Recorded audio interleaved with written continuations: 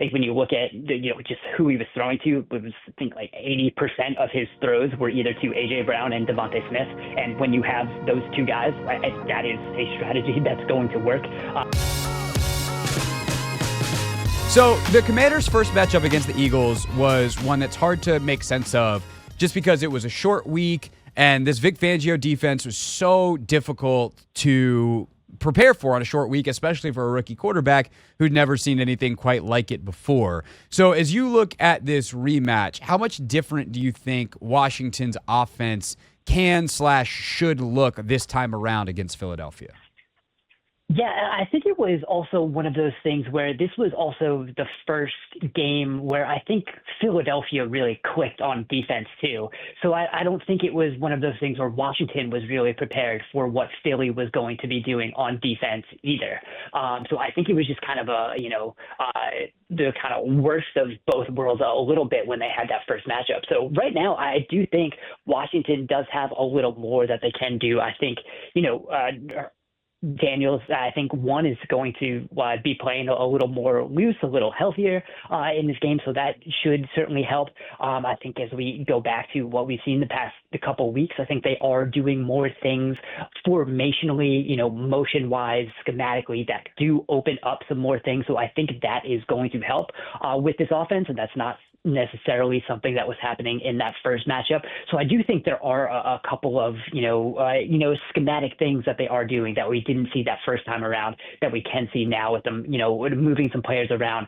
Jayden Daniels having a little more in the run game, being a little more comfortable than he would have been in that last go around too. Yeah, last go-around, no Brian Robinson. Of course, this go-around, there might be no Zach Ertz, and obviously there is no Austin Eckler or Noah Brown, but the guys, schematically, when we talk about moving guys around, the one that matters is Terry McLaurin, and they've been doing that a lot more. The Saints game last week certainly was the most that they've not only moved him around different formations and different alignments, but it's also the most I think they put him in motion all year. How does that stuff specifically match up against the Eagles, and why is that so important against this version of the personnel that they have and this version of this scheme?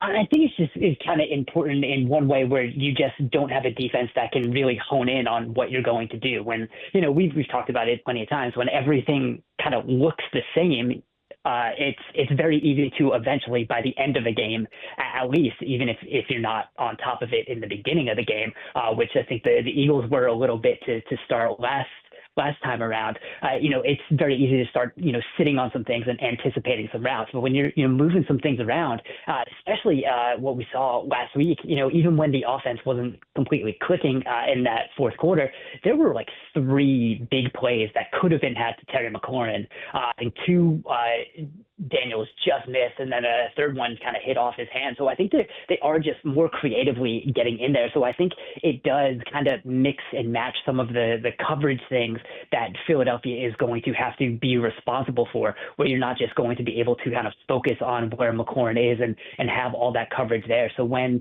the Philly is sitting in some of those, too high shells that they like to have, a lot of rotation, the fact that they won't be able to just before the play starts kind of know McLaurin is going to be sitting on the left and be able to, rotate all the coverage over there. And the fact that they do have to kind of figure out some things is just one added, layer that you will have to, think about. Dan Pizzuta, 33rd team with us here on the Hoffman Show. Pittsburgh struggled pretty mightily last week against this Philadelphia defense. And of all teams, the Carolina Panthers actually found a little bit of success a couple of weeks ago. Where did Pittsburgh struggle / why did they struggle so much? And what did Carolina do that almost no one else has been able to do in this run of recent success that we have seen from the Eagles defense that, as you mentioned, kind of started really in earnest at this level with that Washington game? Yeah, Pittsburgh is one of those teams where right now, if George Pickens isn't on the field, I think that offense is kind of just, it can't really do anything. There is no explosive play threat if he's not on the field. And I think that's what we saw last week. There was a lot of, the best Russell Wilson has been he's been able to kind of check it down kind of in rhythm, and then you have 4 or 5 deep balls to George Pickens. If 2 of them hit, that works, and there just wasn't any of that last week. So it was very condensed in what they were able to do. Carolina, it was a thing where they were able to get a bit of a run game, but it was one of those where Bryce Young has been his best games, and it started to show last week where it didn't happen. But since he came back from his benching, has been one of the best quarterbacks in the league at avoiding sacks. He has one of the lowest pressure to sack rates, and that is a thing that we'll see how much Jayden Daniels can do of that, because he obviously can move around well, and he has been able to avoid pressure. I think we saw last week with Biotish out. I think that was really a big thing in the interior of that offensive line. We saw him take a lot of sacks last week, but if the offensive line can control the Eagles' defensive line a little bit more, and Jayden Daniels will have some time to be able to kind of create a little bit more out of structure. That is, I think, when some of the coverage can fall apart a little bit, when you're just asking someone to be holding coverage for 3-4 seconds. That's usually when you can hit some of those bigger plays against the Eagles. Right now, that's kind of what Carolina was able to do. Bryce Young was able to get out of the pocket, kind of create a little more out of structure. So if Washington can hold that interior of the defensive line, which has been just incredible this year and has really been what that entire defense has been built around, because there's so much penetration coming from there up front. If they can hold that, give Jayden a little bit of time, then you're asking the coverage to be doing a lot, and that's kind of where some of the holes can open up in that coverage, and I think that's something Washington can take advantage of. So the sack to pressure to sack number is something that we've talked about a little bit on the show. I'm curious your take / analysis on it. Dan, what's the difference between a take and analysis? Analysis is just like a take, but with actual information. I feel like I just figured that out. That is the difference. Is some people have takes, some people have analysis. You, sir, you have analysis. So that's why we bring you on. What is your analysis of what happened last week with Jayden in the 8 sacks, but also I think the larger offensive line performance with Tyler Biotish out and Michael Dieter trying his best on short notice in there? Yeah, that's just one of those things where the offensive line is kind of it's a weak link system, right? Where you could have a great left tackle, but if your center is not good, then defenses are smart enough in this league that they're going to, just put everything they can, against the center. We see some of that when, we'll see like a Micah Parsons in Dallas. If they'll just pick whoever is the worst offensive lineman on whoever they're playing against, and Parsons is going to be lining up over him kind of more often than not. So I think we just kind of see when you lose a player like Biotish, who has been very good at center, and he is someone who is going to help communicate with a lot of the protections and a lot of the adjustments before the snap. So when you lose someone like that, and then you go from good to below average, that makes, I think, the entire line worse. So just kind of going to below average at one spot can make a whole line so much worse than if the whole line was just average. So I think losing a player like that really does hurt. So I think it was just one of those things where everybody wasn't completely playing together in that sense. So when you do have that one weak link, it does make a little bit harder. And when that pressure is kind of coming up the middle, I think that kind of hurt Daniels a little bit, and that's where you saw a lot of the sacks being taken.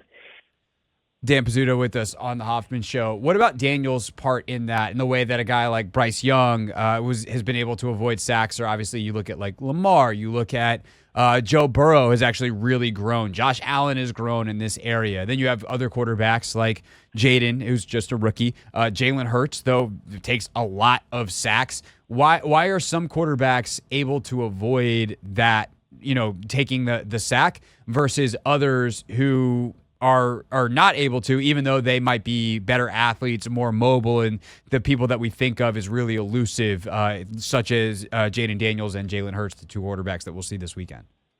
Yeah, I think it really depends on just kind of the quarterback's attitude and how he is kind of attacking the field once that pressure gets there. And earlier in the year, we had multiple conversations about this. Kind of my biggest concern is when Daniels got out of the pocket, he was never looking to throw.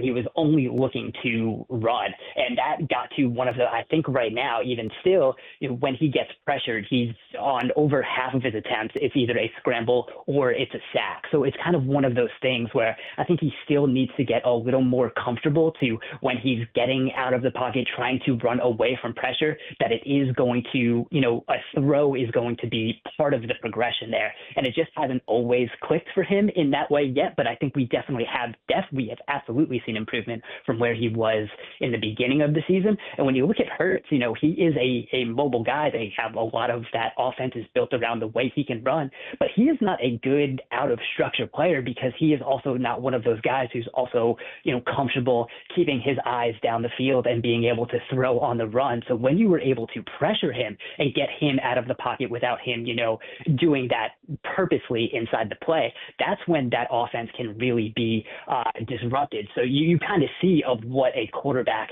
who is not quite comfortable throwing on the run and out of structure looks like in a Jalen Hurts. I think Daniels can be there a little bit, but he's definitely made strides from where he was starting at the beginning of the year.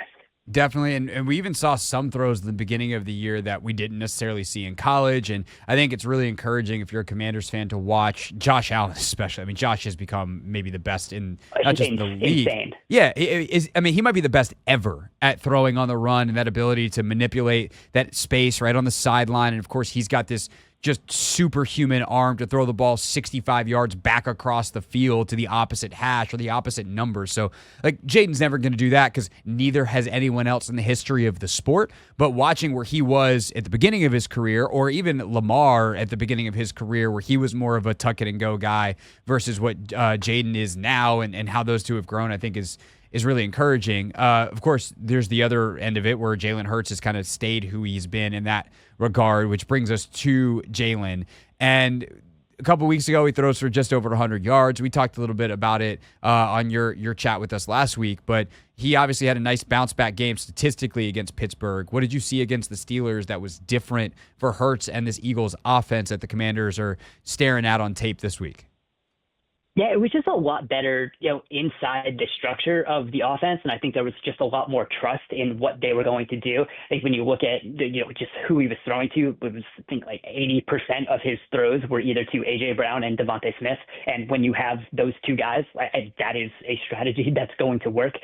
So usually one of those two guys is going to be open in the play. So it was a lot of slants. It was a lot of kind of work in the short area and letting those two, run after the catch. So it was a lot of just being more comfortable and playing within the structure of the offense. And I think in the first half he had, I think 2.6 average seconds to throw, which is that's about league average, but that's incredibly low for Hurts, who is usually around over 3 seconds, which is average, for the entire season. So when he was just kind of getting the ball out quicker and just in a rhythm that was able to just get the ball into the playmaker's hands, that's something that they haven't really relied on quite as much. So when you're able to, work A.J. Brown on a slant when he's one-on-one, that's going to be a win, 90% of the time usually. And that's what they did a lot in the first half. That's how they were able to get a lead. And then, later in the game, they kind of opened it up and tried to do a little more, throwing deeper. He was holding on to the ball a little longer.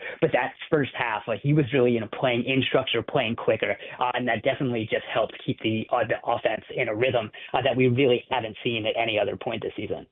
Dan Pizzuta, 33rd Team, wrapping up with us here on the Hoffman Show. I don't know how well you know the schedule for this weekend, Dan, but there's a couple good ones. Do you have a particular game that you are looking forward to? If not, if you're like, I don't remember the entire schedule, Craig, off the top of my head, I'm happy to throw a couple of nominees at you.